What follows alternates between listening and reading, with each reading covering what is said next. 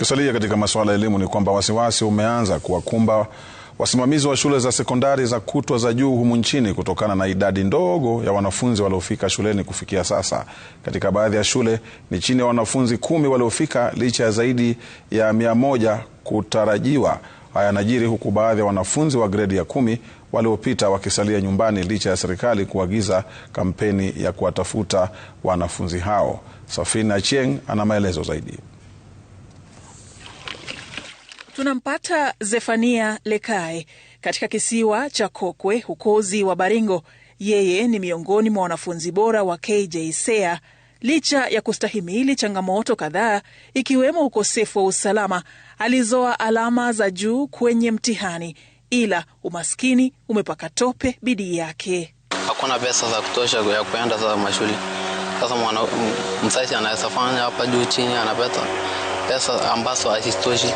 Kisiwa hiki kina zaidi ya wakazi 3,000, wengi wao wakiwa wakimbizi kutoka maeneo yaloathirika zaidi na wizi wa mifugo. Familia nyingi hapa zimekosa uwezo wa kuwapeleka wanao shuleni. Katika kaunti ya Kisii, Dotviko Mweri Ogega aliyekuwa na ndoto ya kujiunga na shule ya kitaifa ya wavulana ya Maseno baada ya kupata alama 63 ana huzuni tele kutokana na hali ngumu ya maisha. Huenda akakosa kuendelea na masomo yake. Kulingana na hali ya familia, haiwezi kabisa kunichukua hiyo shule kwa sababu inagharimu pesa mingi. Nilienda shule kuomba lisalsi ya mtoto, nimpeleke mahali naweza kulipa kidogo kidogo nchi shule za hizi za loko.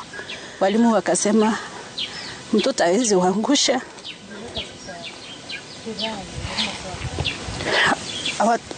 Hawatawaangusha juu mtoto amejaribu sana. Wacha watafute jinsi wanaweza saidia huyu mtoto aende shule.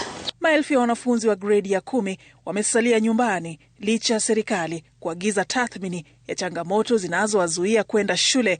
Haya yanajiri huku hofu ikiibuka kuhusu hatma ya shule za sekondari ya juu, hasa zile za ngazi ya C4 ambazo zimeendelea kurekodi idadi ndogo zaidi ya wanafunzi.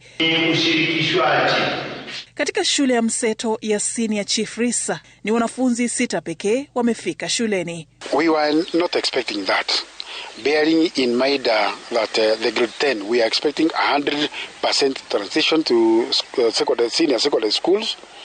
Taswira ni kama hiyo katika shule ya mseto ya Saina iliyoko Kajiado mjini. We are not even sure how many will come in STEM and how many will be admitted for social sciences. So we are worried that we will not get an adequate number. Katika kaunti ya Bomet, shule ya upili ya Kapchepkole iliyoko katika eneo bunge la Konoin imesalia kama mahame. Kulingana na mwalimu mkuu, walitarajia wanafunzi zaidi ya 45 ila hata mmoja hajaonekana. We have not been so lucky in this school. So far we have put across one request for admission. It was approved, but the learner has not reported. Kilomita chache kutoka hapo, shule ya upili ya Kenyagoro ina wanafunzi 4 pekee walioripoti. Hii inaibua hofu kuhusu hatma ya shule hizi za C4 ambazo huenda zikafungwa kutokana na ukosefu wa wanafunzi. Safina Achieng, runinga ya Citizen.